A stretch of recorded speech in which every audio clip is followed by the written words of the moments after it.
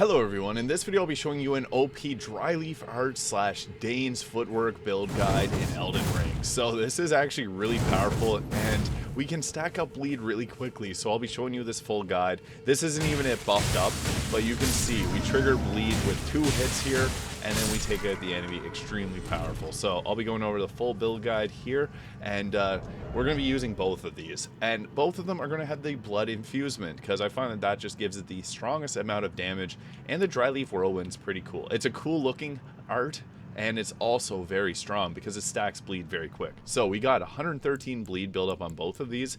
That's exceptional. At level 150 with 50 vigor, 20 mind, 38 endurance, 17 strength, 27 dexterity, 15 faith. This allows us to cast flame, grant me strength, and then 57 arcane. You can take some points out of strength and dexterity because this only requires 8 in both to be able to equip this, so you can put more points into it, or you can take those points, put them in the arcane for more bleed buildup. They don't deal a ton of damage, but they have insane amounts of posture damage, and bleed builds up really quickly. Like, you can get 2 bleed stacks off very fast. Now we want to have at least 56 poise, 51 at the very minimum, and medium rolls. Never have a heavy roll, especially on a faster build like this. So as for our talisman, this actually makes the build so much more powerful. So we're going to be using the white mask, the dragon knight armor, really any armor as long as you get the 56 poise. The Lord of Blood's exaltation and the white mask, however, they do stack and they give you more damage after you trigger bleed, which is going to be all the time.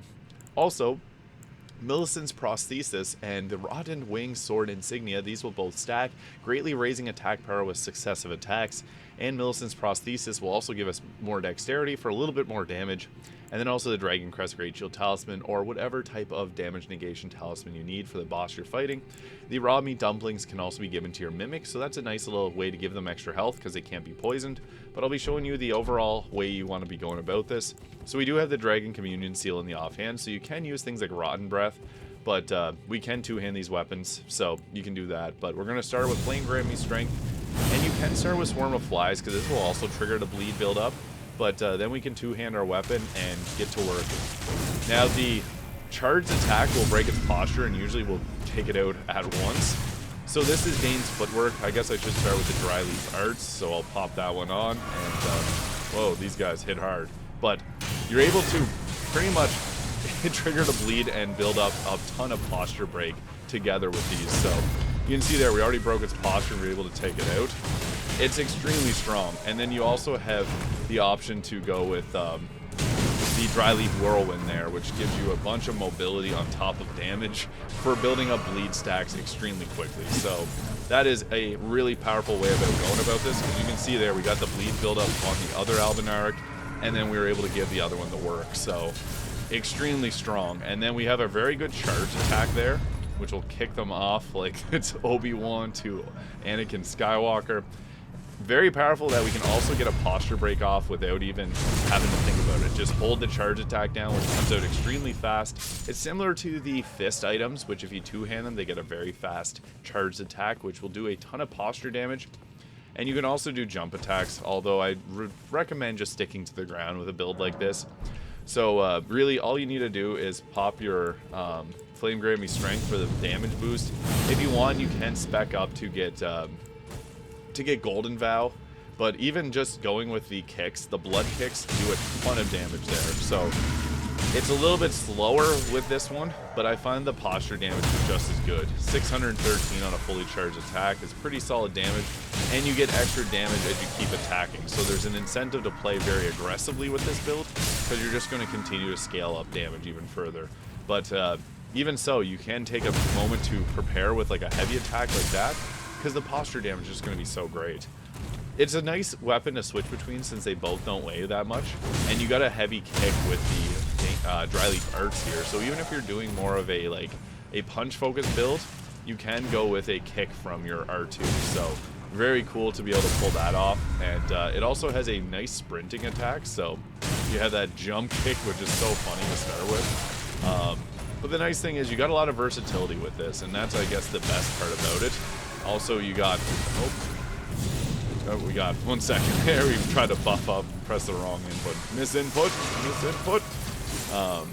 But if you two-hand it, you can also block. So that's another option you got with this weapon combination. So You can try to parry with this, but it's not a weapon you really want to be trying to do that with. You can mostly just focus on dealing damage and playing defensive to slide away from them, and then get to the backside and pull off some charged attacks. So you can see there, once you get the buildup of attack, it gives you more damage each consecutive hit.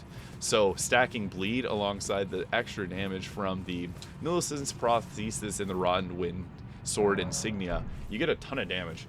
I'll just give it one more quick run around, and we'll use Dane's Footwork here because I use mostly the Dryleaf Arts.